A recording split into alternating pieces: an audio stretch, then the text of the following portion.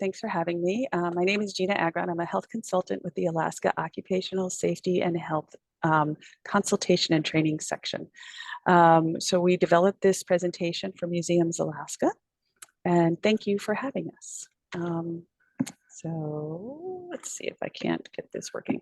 So this is on our agenda. We've got a pretty hefty agenda. I'm going to talk to you a little bit about us, give you some data, and then we're going to talk about hazard identification. We'll do some precursor exercises, and then we'll talk about special hazards, a bit on hazard control, and then I want to talk a little bit about our cooperative working group and invite you. And then we'll give you an opportunity for questions and comments.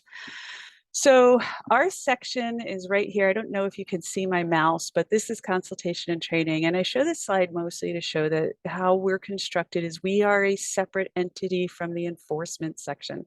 So when you hear OSHA came to my office, that's them. This is us. We are separate and we don't share the results of our visits when we go to a museum or any workplace. There's one exception. That's if somebody doesn't correct a hazard, and it's not happened in the time I've been here. We don't. We want to maintain integrity because these are resources for small businesses to help manage their programs. Okay. So what we do is we give free and confidential assistance to employers with a priority for smaller employers. We don't ever issue a citation or a penalty. We find hazards. The only way we could come to your business is if you request us. We've got a special form. There is a link there, and I will make this presentation available to you, Dixie, if you want to send out a PDF of all of this. So don't worry about taking a lot of notes as I go through this. And so, of course, us coming doesn't guarantee you'll pass an enforcement inspection, but we'll do as good a job as you'll allow us to do, whatever you want us to look at. And again, you can have us look at your entire operation, or we can over a course of 4 visits over a year, we can go program by program for you and just give you manageable pieces over the course of a year with our visits. So we help identify the hazards at your workplace to employees, not to your collections. We'll give you tools. If we say that you need a written program, we give you sample templates. We can also do on-site monitoring. I was looking at the CAP assessor program. One of the things they want to know is if you're sampling for light using a lux meter. So we have those here. So if you ever need that done, just let us know. We also can do personal air sampling and noise monitoring. And we also can provide free or low-cost safety and health training. We call it general awareness, but what I do is I partner with an organization and I give the general awareness for, say, hazard communication. And I have at the same time, the employer provides site-specific requirements so that we can then offer that training all at once together. And that gives you your site-specific training. So again, going on to your types of institutions. So the NAICS would always start with 712, and there are a couple of others, but I use 712000. That's the North American Industry Classification System. It's just a code, right? It's a number that we can look up data with. So within your code, these are the types of employees that are at risk. So you've got visitor services, administration, supportive research, safety and security, exhibit production, facilities management, and collections care. So what was interesting here is that when you look at something called a DART rate, or days away restricted transfer rates, this was in 2021 when we pulled the data where you see healthcare and social assistance. So think about COVID and how many people were out during that period of time. Their rate was 2.5. This is the national private sector average at 1.7. And construction was down here at 1.6. That's kind of a relatively high hazard industry. But look at where we are for museums, historical sites, and similar institutions. Relatively high, right? And then the next one is, this is the TRC rate. And this again is a rate per 100 full-time workers. So it's not, at your facility, out of your folks, like they take an aggregate. And then they drill down a rate that we could compare across industries. So the total recordable case rate That similarly was relatively high, just under healthcare and social assistance, and still above construction and the national private sector average. So there's a good reason that we're focusing on museums and historical sites and cultural institutions, right? This was days lost to injury or illness, and this was 2020. So 990 cases nationwide. And so think about your staff of 2 to 4 people in a small business, and you've got an exhibit that's going to, that has to be up at a certain time for the public to be able to visit. You've promised it on your website, you've marketed it, and now you got someone out for 8 days unexpectedly. That can have a heavy impact to an employer. So this is where safety and health programs pay.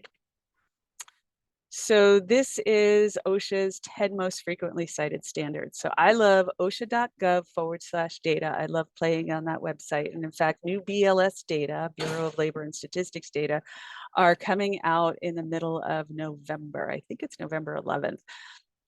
So we're going to be able to look at that again. But I used your NAICS to say, okay, well, this is true overall, right? But what about museums? Well, these are your top 3 citable standards, top 3 standards that have been cited.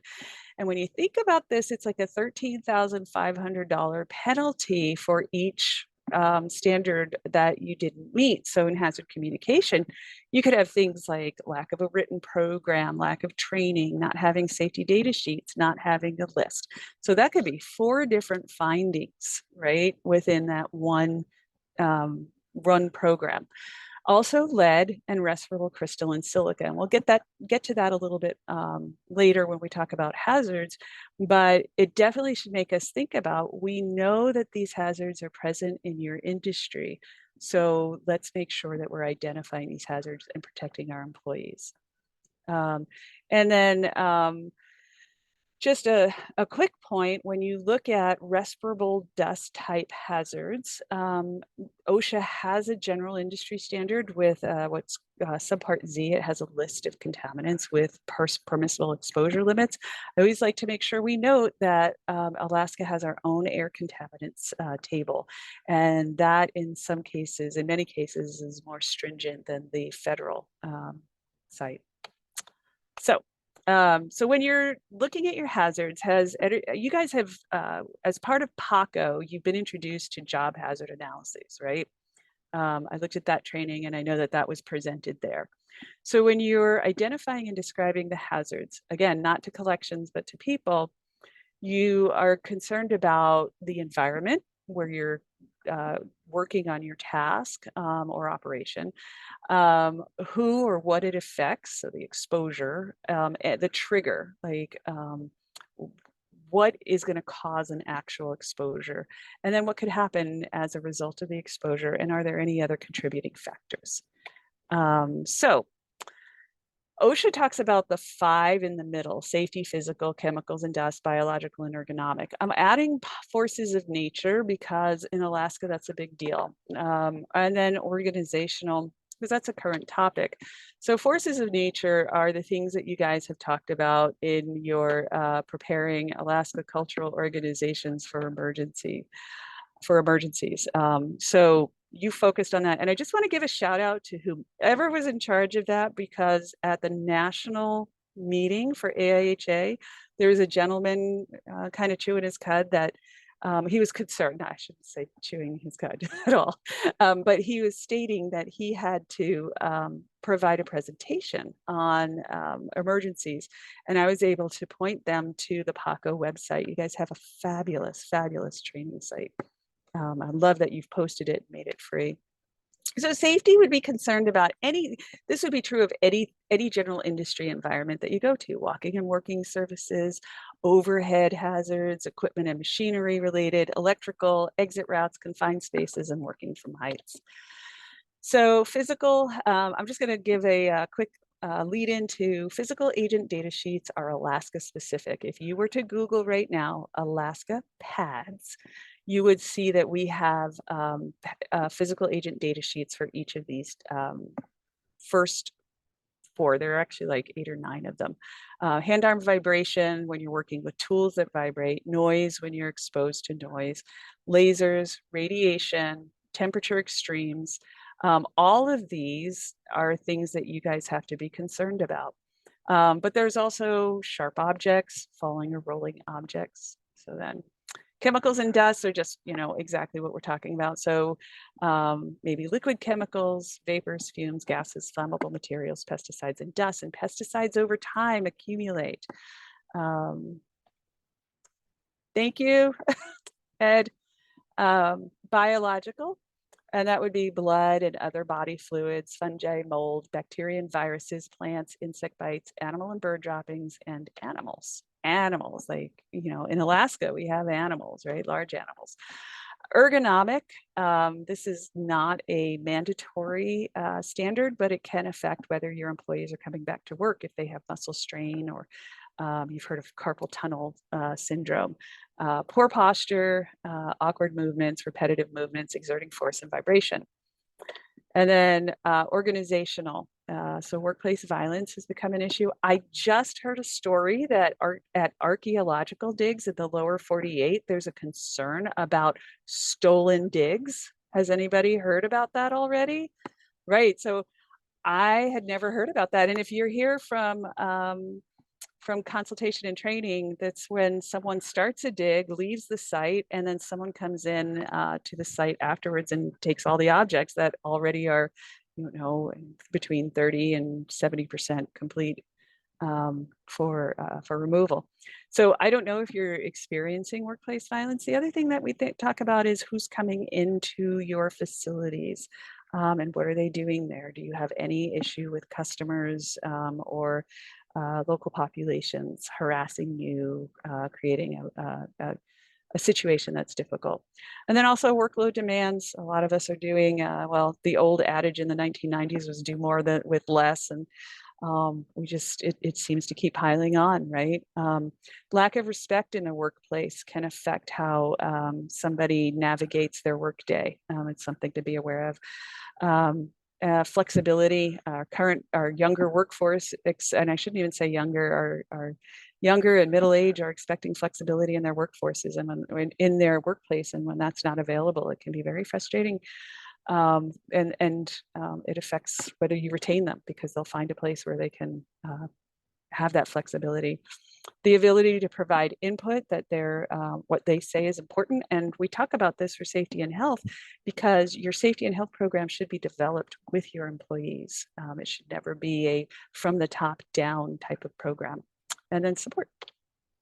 So I have to just give a shout out again for PACO. I'm not going through each of those hazards on a separate slide, but this is the PACO website, and I want to tell you I'm halfway through the class, so just thanks, and if it hasn't been taken already, it really should be.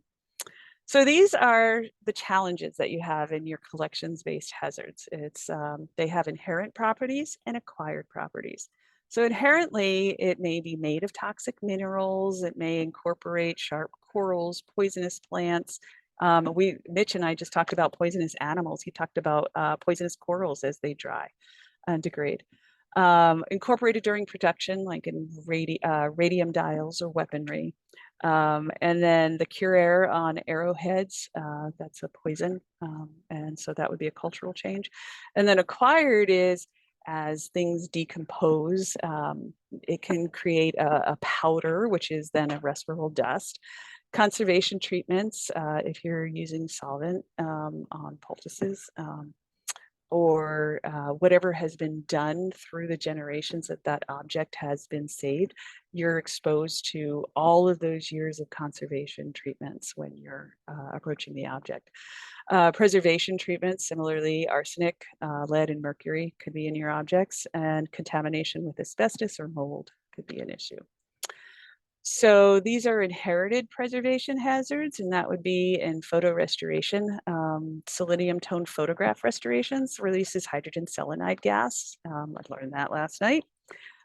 This is a book by Monona Rossel. She's a highly esteemed Industrial Hygienists in the Arts. And it's a 1991 book, but if you're doing any, remember we talked last month about photos and digitizing.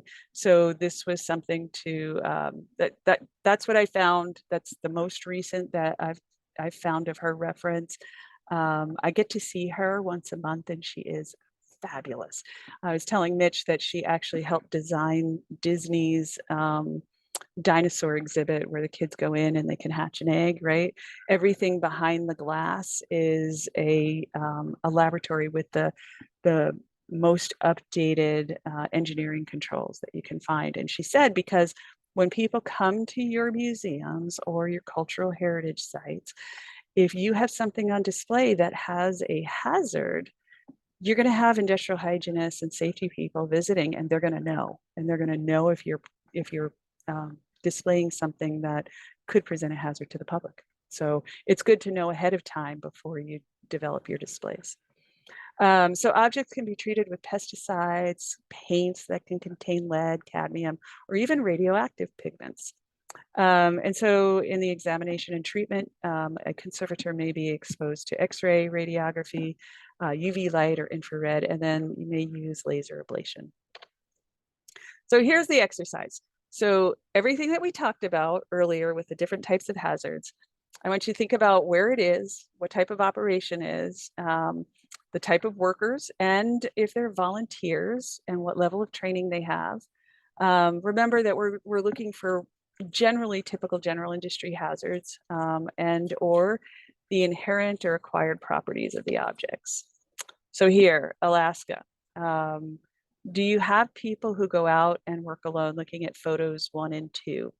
We have at archaeological digs, I don't know how many people are at a site at any one time. In photo 3 or number 4, that one in the center, I saw that there were 2 people out on that, and a lot of these are from Alaska photos. You can see I've acknowledged them on the bottom. This looks like some type of a dinosaur print, right? And then you have these walking and working surfaces in number 5. Number 4 was also a working from heights. I talked to Mitch about that because that's really his expertise. And he said, I showed him the whole video. He said it was okay. So that was good news. Number 6, you don't know what kind of wood treatment was on that boat. And then of course, there's a little hole over here that I wasn't sure about. So tripping hazard. So again, Alaska wildlife, dinosaur fossils with the possible radiation, separating the fossils from the rock and working in sand and silt. So if you notice, the worker was pretty close to where she was scraping, right? So if there's crystalline silica in there, you're kind of breathing that dust the entire time that you're working. And you guys work for long periods of time. It's excruciating, right? To get everything out of your specimen before you pour on your plaster of Paris. So those are 2 things that offer a respirable dust hazard, and that would be your crystalline silica and your plaster of Paris in the powdered form. Working from heights, and we talked about contamination. Does that make sense? Yes, ma'am? Okay. Okay, your turn. So here's field collections and field work. Here are some pictures that I found that I think most of these are Alaska specific. So in picture number 1, are you able to see it? Do you guys have smaller screens or larger screens? Is it a rock? Yeah, it almost looks like an arrowhead. Oh, okay. So kind of a sharp object, right? Mm-hmm. Number 2, they're out on an archaeological dig. Look at how tall that wall is. Probably about 4 feet where this woman or man is working. I think it's a woman. And then over here, there's this whole ledge, right? Into that 4-foot hole. Extreme temperatures. So here also what I learned is you guys are using acids out in these archaeological digs to uncover certain things. So something you want to think about, or do you have is that you should have an eye wash available. in case someone is exposed. And then this was a restoration project. And I'm sure you had thought about exposure to lead-based paint, asbestos-containing materials. I'm sure that was part of that project. And then here, it looks like they took wood from this building and they were trying to restore it. But one thing you want to be concerned about is what contaminants are in the wood that you're restoring already, right? It may have been treated with arsenic in previous days. So that's just a recap of what we saw there. Sharp objects. Oh, you also have those excavation tools. So those are sharp objects themselves and making sure people know how to work with those. Okay, so these are collection, preparation, and processing slides. So what do you, I guess I'll just go to the next one where I can show that you're doing some metal plating and abrasive blasting. There's cadmium, cyanide, dust, noise, taxidermy, mountain repair, asbestos, arsenic, lead, air contaminants. Again, these are all things that we can sample for if you wanted us to.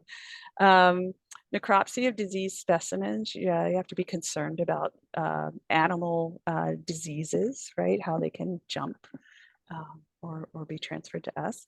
And then you're also in specimens, you may have formalin fixed specimens. You may deal with carcinogens, the chemicals that you're dealing with. Well, formalin is a carcinogen. And there are also fire hazards with flammables that you're working with. So, and then we've got conservation and research laboratories. So you can see we've got some compressed gases. Then down below, they're working with these objects here. Anybody have any thoughts on number 2? Are they?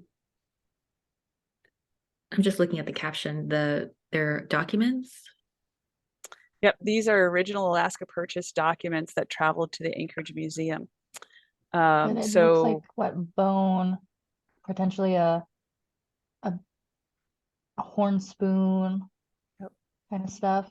So stuff that may have like some powder or something that might have degraded. Yep. And I wasn't sure what this is in the back. I think that's a light by the worker. It looks like a magnifying light. Magnifying light? Okay. Thank you. There's another one that I've got to ask you guys what they're doing. And then number 3, it's storage and collection. So, and then research laboratory, this is my big one. But then up here, and this is from an Alaska site, you're dealing with animals inside some of these tanks and might be dealing with confined spaces. Yes, animals is. Yep. So some of those compressed gases you want to check to make sure you don't have simple asphyxiants, and that would be those that displace oxygen if there was a leak. And you want to make sure that that's included in your emergency planning. Process safety management for larger volumes of chemicals, that would be for your large laboratories possibly. And again, we've talked about this: natural radioactivity, lead, respirable dust, X-ray, UV, IR, laser ablation. So in here, I put in ionizing radiation as she's testing objects, non-ionizing radiation, microscopy, just because I needed a place to put it, honestly. So slide number 4 over here. There's something called a chemical hygiene plan, and that's important for any place that you have a laboratory. And we'll talk about that. I think we said, Dixie, early 2024, right? Mm-hmm. Yep. Okay. So, and we talked about this. So the hazard here in those tanks is engulfment by water as you're being dragged down by an animal, and of course the biological.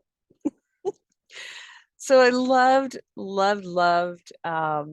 the Anchorage Museum behind the scenes. They had a video of installing a major exhibition. That was great, and I pulled a lot of these from that one. But this was Final Friday's last public day for the Alaska State Museum.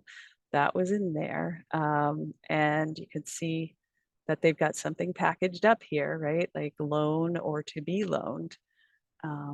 And then I want you to note that there's 1, 2, 3, and a 4th person on this lift.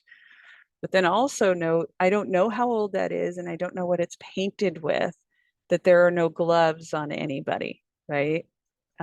So whatever that is now on their hands. And it may be nothing. You guys, there was very likely a risk assessment already done, but it's something to think about. Over here, you've got a forklift in number 4. And then number 5, these are really awkward heights to get to as you're trying to reach your collections areas, right? So there might be some ergonomic hazards. So I love that there were 4 people that were lifting that. It's good when you're approaching a manual lift that you assess the weight of the object and how to safely move it. And then when you're opening those drawers where your collections are, there may be, as they degrade over time and there are dust. So now you've got this small enclosed area where the dust is accumulated and you've opened it, right? So now that dust becomes airborne and you're potentially exposed to that. And then in this hallway, if you've got the longer hallways or any place where you store things, you always have to be thinking about exit routes and emergency planning. So this is fabrication and display in the far left, number 1 picture. Any general industry shop has a similar hazards. We'll talk about that at the next slide. You can see as they were putting this together, this beautiful pigments display, they had some powdered pigments that they were putting over a clay area. Ashley, are you trying to say something to us because you're on mute? Oh, no, I was okay. talking with an employee really quick. I was handing something off. Okay, sorry.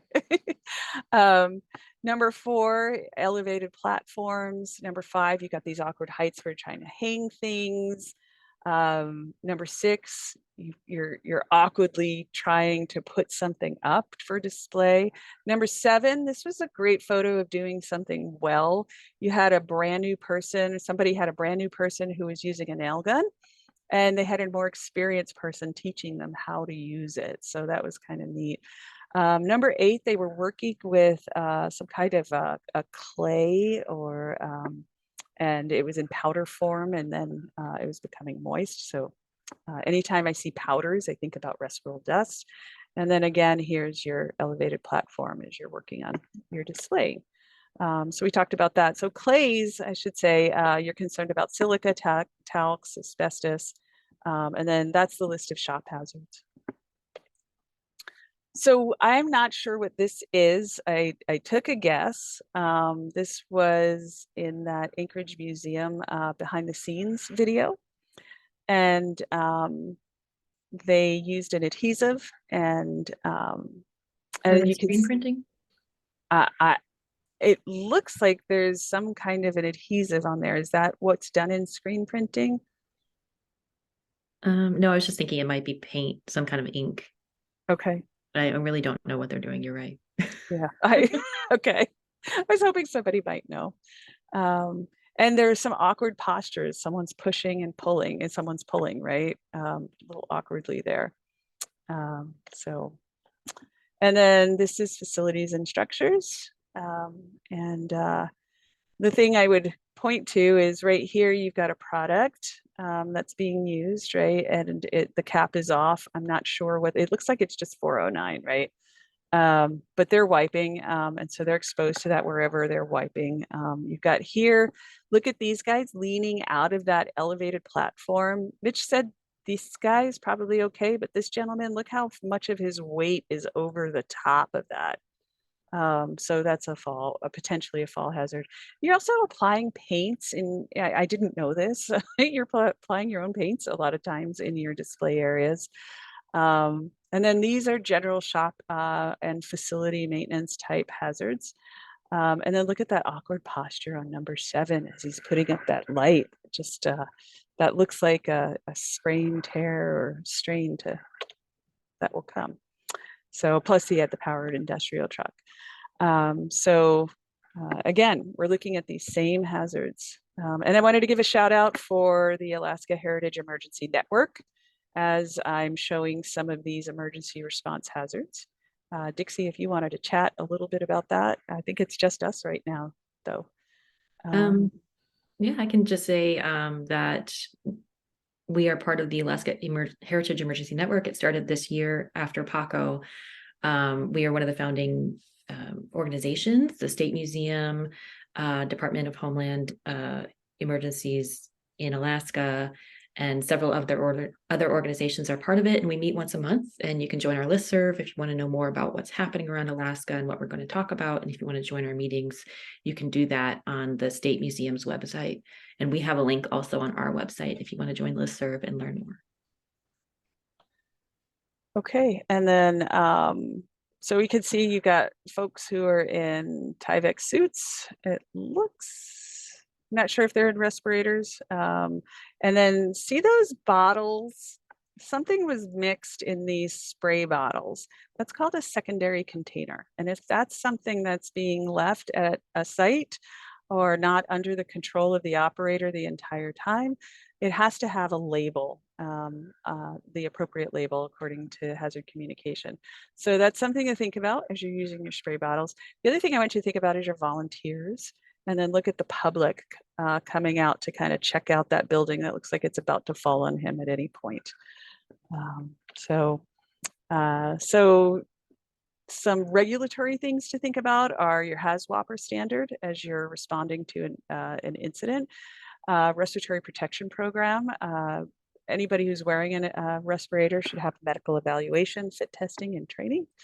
And whether your staff is available in an emergency, in an earthquake or tsunami, your reliance on volunteers, and whether or not you need a training program for those volunteers and providing personal protective equipment to them, and who's got authority and command and control.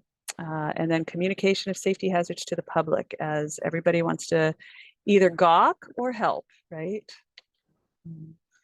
So this is the section of hidden hazards and historic work collections.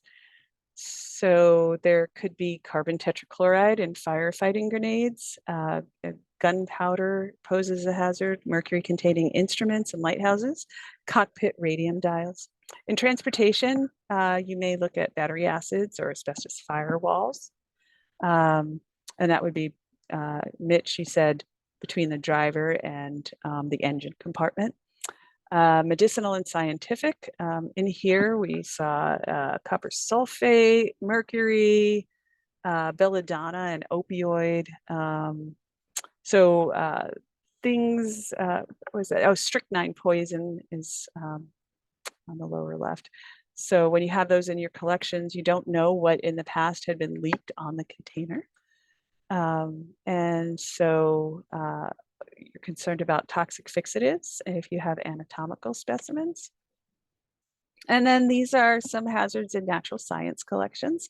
You can read those, but I'll just point out you're always concerned about pesticides and anything that would be a preservative that could affect you. Okay, hidden hazards in archives and photography. We talked a little bit about this last month, but mold, aniline dyes in bookbinding that could have chromium in them or other metals. Acetate film degradation. We talked about that vinegar syndrome last month. And then we've all heard about mercury felt treatments with the Mad Hatter's disease, right? When they the top hat was was treated. But when you look at the carpets that you have, making sure that those have been sampled. And then of course, pesticide residues. And then silk weighting was done like those older silks. And I think this may be an issue more for the lower 48. I don't know what you receive here in Alaska, but with a variety of metals, antimony, arsenic, chromium, lead. I actually, if you don't mind, want to fix that slide right now. There we go. And I'll go back. So, okay, decorative and fine arts. Fiesta wear, we all do to throw out our fiesta wear at some point, right? If we were around in the 90s, 2000s. Vaseline, uranium gas, and your glass, you probably would never throw anything out, right? Because you would preserve it. For us, it was get rid of it, for the general public. But there were uranium colorants, metal pigments and paintings, ceramics and glass, and cyanide and silver or gold plated objects, lead. I think most people know about lead in stained glass canes, solder, fixtures and frames, lamp black and coal tar dyes. We had to look that up, and that was interesting. So if you wanted more information on that, I have it. It was fine powder, black soot, and with incomplete combustion. And so you could have some benzenes. There were trace inorganic elements in it. So neon sculptors, cadmium, and mercury and neon gas. So exhibit, fabrication, and display, hard or exotic woods. And remember that wood dust is carcinogenic and allergenic. High-speed cutting of fire retardant treated woods can liberate irritating gases. And dioramas, if you're changing an old diorama, cleaning it, demolishing it, refurbishing it, or restoring it, that may have hazardous components in it itself. And you'll see asbestos and lead. It's just kind of one of those ubiquitous contaminants in collected pieces. And then also you have to be really concerned about loan objects that you receive that don't have warnings or any evidence of previous testing. Radium dials, if you've seen radium girls, degraded chemistry sets, residual old treatments, and then the mirrors. These older mirrors, glass mirrors used to be produced using a tin mercury amalgam. And we've talked about medicinals, ammunition, and gunpowder. So when you have live demonstration exhibits, you have to, here we can see some pinch points. There may be some metal contaminants in there. I can see that there's, over here, it looks like some fixtures, if there was asbestos in any of the plumbing related fixtures in the joints using joint compounds. Facilities and structures, you might have older wooden stairs, or you might have stored things in an old attic. You might have confined spaces. Look at this rope. I'm not sure if that rope is to tie off to where they are at the top. I hope it is.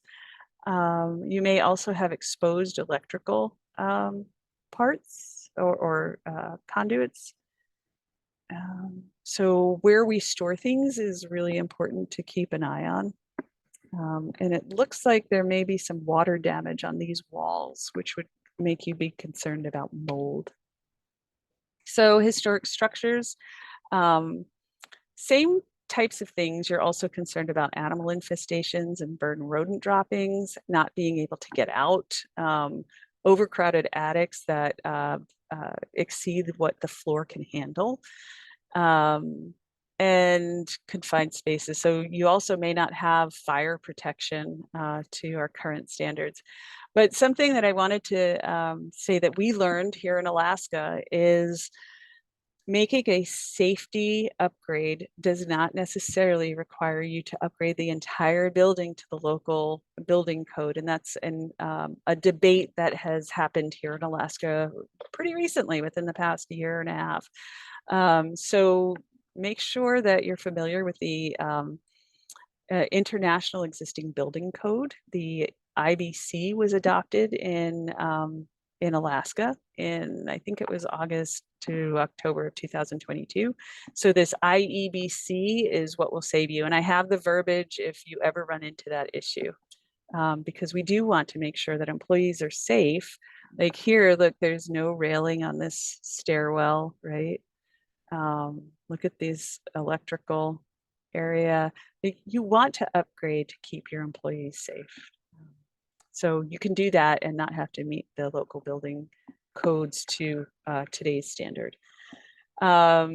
So fire protection, there are external threats, and you also sometimes have contractors who may threaten your ability to prevent fires, so you want to be aware of what your fire safety management plans are, be aware of what your layers of fire protection are.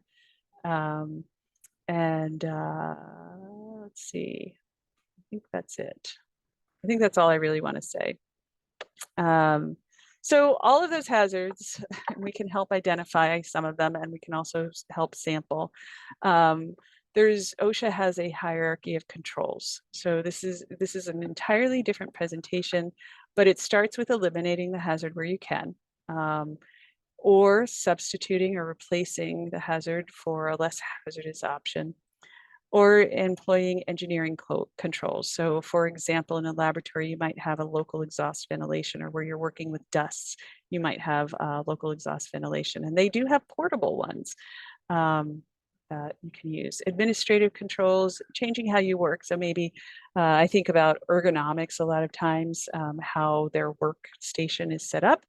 But it also may mean, if it's in a noise hazard environment, reducing the amount of time spent exposed to the noise. And then the very last and least effective is personal protective equipment, and that would be respirators. Okay. So the presentation that I referenced today comes from this. It's Janice Ruggles and Catherine Makos. They were both at the Smithsonian, and they provided a lot of great material to provide the hazards. I don't have, and I have to share my humility here, I don't have on the ground experience developing what hazards you're exposed to. I would like to be able to do that, and that's where I need your help. That's where I need to partner with you. So if you have objects that you would like sampled, I would love to assist with that in the future. So this is a pilot project. Dixie talked about it earlier, Ashley. It's the intent was to develop shared resources amongst participants. In fact, in the early 2000s, the Illinois OSHA museums inspections, there was an employee complaint related to arsenic exposure, and it included a physician referral due to heavy metal exposure symptoms in that employee. They received citations that included a lack of hazard assessments, lack of personal protective equipment, lack of local exhaust ventilation, and of course, hazard communication programs were missing. And the final recommendation was really, there was a need for education within the museum staff, and there was a need for education within the health consultation staff from the museum side for what hazards you're exposed to. So from that conference, there have been multiple presentations developed. There are tools that have been developed, and there's a formal partnership between the American Industrial Hygiene Association, that's the organization I'm part of, the American Institute for Conservators, AIC, and within OSHA, there are several states that maybe 10 or so that have signed on to this pilot project, and Alaska is one of them. So this is where we ask for your help to get this word out to small businesses that manage museums, historical sites, and cultural centers. So if you click on this QR code, you can become part of this working group or find out more about it. That is the actual AIHA AIC meeting. So we talked about hazards, a little bit about data, frequently cited standards, and our cooperative working group. What are your questions or comments?